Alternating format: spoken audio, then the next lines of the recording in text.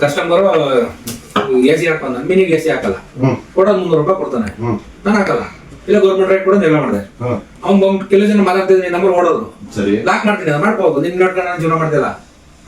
ಸರಿ, ನೀನ್ ಯಾಕೆ ಎಸಿ ಹಾಕಲ್ಲ? ರೇಟ್ ಕೊಟ್ಟರೆ ಹಾಕ್ತೀನಿ, 10 ರೂಪಾಯಿ ಕಿಲೋಮೀಟರ್ ಕೊಟ್ಟರೆ ಏನಿರ್ತದೆ? ಇವಾಗ ರೇಟ್ ಕಮ್ಮಿಗೆ ಹೋಗಿದ್ದ ನಿನ್ ತಪ್ಪು, ಕೊಟ್ಟಿದ್ದ ಅವ್ನ್ ತಪ್ಪು, ಅದು ನನ್ ತಪ್ಪು. ಸೊ ತಪ್ಪು ಯಾರ್ದು ಅರ್ಥ ಮಾಡ್ಕೊಳ್ತೀರಾ? ಇವಾಗ ಅವ್ನ ಏನ್ ಹೇಳ್ತಾನೆ, ನೀನು ಕೆಲ್ಸಕ್ಕೆ ಬರ್ದೇ ಇರೋ ಯೋಗ್ಯತೆ ಇಲ್ದೇ ಇರೋ ಮುಟ್ಟೋಣ ಅಂತ ಹೇಳ್ತಾನೆ. ನಾನು ಅದನ್ನ ಒಪ್ಕೊಬಿಟ್ಟು ಅವ್ನು ಹೇಳ್ದಂಗೆ ಕೇಳ್ತಾ ಇದ್ದೀನಿ. ತಪ್ಪು ಯಾರ್ದು?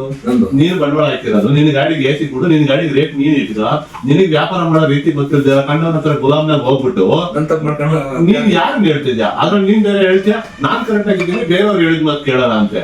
ನೀನ್ ಬದಲಾದ್ರು ನೀವು ಬದಲಾಗ್ತೀರಾ ಅಲ್ಲ. ನಿಮ್ಗಳಿಗೆ ನಿಮ್ ಹಕ್ಕೇನು, ನಿಮ್ ಜವಾಬ್ದಾರಿ ಏನು, ನೀವ್ ಏನಕ್ಕೆ ಬಂದಿದ್ದಾರೆ ಇಲ್ಲಿಗೆ, ನೀವ್ ಏನ್ ಮಾಡ್ಬೇಕು, ಅಥವಾ ನಿಮಗೆ ಏನ್ ಆಲ್ರೆಡಿ ಸೌಲಭ್ಯ ಇದೆ ಅದನ್ನ ಹೆಂಗ್ ಉಪಯೋಗಿಸ್ಕೋಬೇಕು, ಈ ಬೇಸಿಕ್ ಇನ್ಫಾರ್ಮೇಶನ್ ಗಳ ತಿಳ್ಕೊಳ್ತೀರಾ?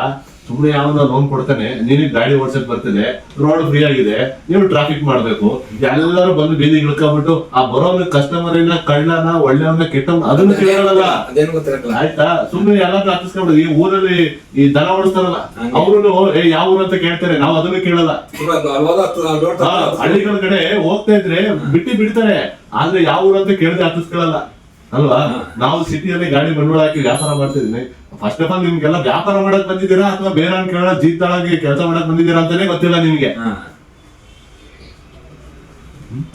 ನೀವು ನನ್ಗೆ ಎಷ್ಟು ಕೋಪ ಬರ್ತದೆ ಅಂದ್ರೆ, ನಮ್ ಜನ ಎಂತ ತಟ್ರು ಅಂದ್ರೆ, ನೀವುಗಳು ಮಾಡ್ಬೇಕಾಗಿರೋ ಕೆಲಸ, ನಿಮ್ ಜವಾಬ್ದಾರಿ, ನೀವ್ ಏನ್ ಮಾಡ್ಬೇಕು, ಹೆಂಗ್ ಮಾಡ್ಬೇಕು, ಏನಕ್ಕೆ ಮಾಡ್ಬೇಕು, ಸಿಂಪಲ್ ಆಗಿ ಕೇಳ್ತಾರೆ. ಆಯ್ತು, ನನ್ಗೆ ಇಷ್ಟೇ ಉತ್ತರ ಕೊಡಿ. ನೀವ್ ಏನಕ್ಕೆ ಟೌನರ್ ಬಳಸ್ತಾ ಇದ್ದೀರಾ?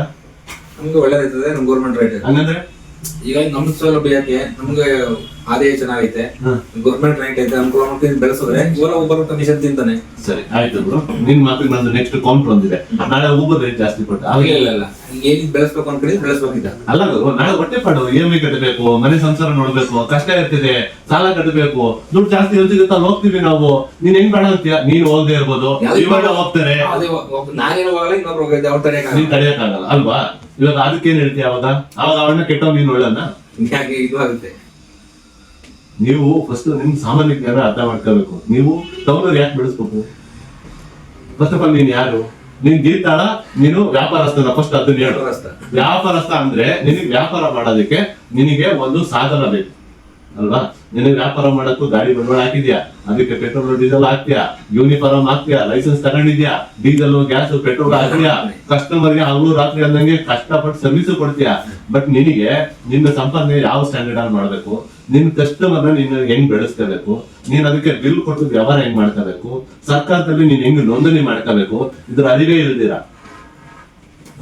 ಅರ್ಧಂಬರ್ಧ ತಿಳ್ಕೊಬಿಟ್ಟು ವ್ಯಾಪಾರ ಮಾಡಕ್ ಬಂದ್ಬಿಟ್ಟು ನೀನ್ ಮಾಡ್ತಾ ಇರೋದೇನೋ ಜೀತಾಳ್ ಕೆಲಸ, ಹೇಳೋದೇನೋ ವ್ಯಾಪಾರ ಮಾಡ್ತಾ ಇದೀನಿ ಅಂತ. ಏನಾದ್ರು ಸಂಬಂಧ ಇದೆಯಾ?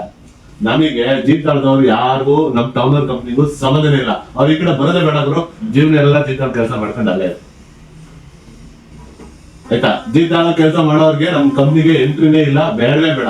ಅವ್ರು ಎಲ್ಲಿ ಆರಾಮಾಗಿ 10 ರೂಪಾಯಿ 50 ರೂಪಾಯಿ 5 ರೂಪಾಯಿ 3 ರೂಪಾಯಿ ಕಿಲೋಮೀಟರ್ ಓಡಿಸ್ಕೊಂಡು ಅವ್ರ ಜೀವನ ಅವರೇ ಹಾಳು ಮಾಡ್ಕೊಂಡು ಅವ್ರನ್ನ ಅವರೇ ಕಮ್ಮಿ ರೇಟ್ ಓಡಿಸ್ಕೊಂಡು ಅವ್ರ ಮನೆ ಮಠ ಹಾಳು ಮಾಡ್ಕೊಳ್ತಾ ಇದಾರೋ ಅಂತವ್ರಿಗೂ ನನ್ಗೂ ಸಂಬಂಧನೇ ಇಲ್ಲ. ಯಾರಾದ್ರೂ ಜೀವನದಲ್ಲಿ ಸರ್ ನಾನು ಆಲ್ರೆಡಿ ಬಂಡವಾಳ ಹಾಕಿದ್ದೀನಿ, ನಾನು ನಿಯತ್ತಾಗಿ ವ್ಯಾಪಾರ ಮಾಡ್ಬೇಕು, ಸರ್ಕಾರದ ರೇಟ್ ಕೆಳಗಡೆ ನಾನು ವ್ಯಾಪಾರ ಮಾಡ್ಬೇಕು, ಅಥವಾ ನನ್ನ ಹಕ್ಕು, ನನ್ನ ಜವಾಬ್ದಾರಿ, ನನ್ನ ಒಂದು ಫ್ಯಾಮಿಲಿಗೋಸ್ಕರ, ನನ್ಗೋಸ್ಕರ ನಾನು ಬದುಕ್ಬೇಕಂತ ಅನ್ಕೊಂಡಿದ್ದೀರಲ್ಲ, ಅವ್ರು ಮಾತ್ರ ನಮ್ ಕಡೆ ಬನ್ನಿ ಆಯ್ತಾ? ಯಾರೆಲ್ಲ ಸರ್ ಅವ್ನು 10 ರೂಪಾಯಿ ಕೊಟ್ಟ ಸರ್, ಅವ್ನು 10 ರೊಟ್ಟಿ ಕೊಟ್ಟ ಸರ್, ಅವ್ನು ಹಂಗೆ ಸರ್, ಇವ್ನು ಹಿಂಗೆ ಸರ್, ಅದೇ ಬರ್ಲೇಬೇಡಿ ನನ್ನ ಹತ್ರ. ನನ್ಗೂ ಅದಕ್ಕೂ ಸಂಬಂಧನೇ ಇಲ್ಲ. ನೀವು ಬಂದ್ರೆ ಪ್ರಯೋಜನ ಇಲ್ಲ, ನನ್ನ ಹತ್ರ ಬಂದ್ರೆ ಜಗಳ ಮಾಡ್ಬೇಕು, ನಿಮ್ಗೆ ಏನು ಸಿಗಲ್ಲ. ಜಗಳ ಕರೆಕ್ಟ್. ಸೊ ನನ್ಗೆ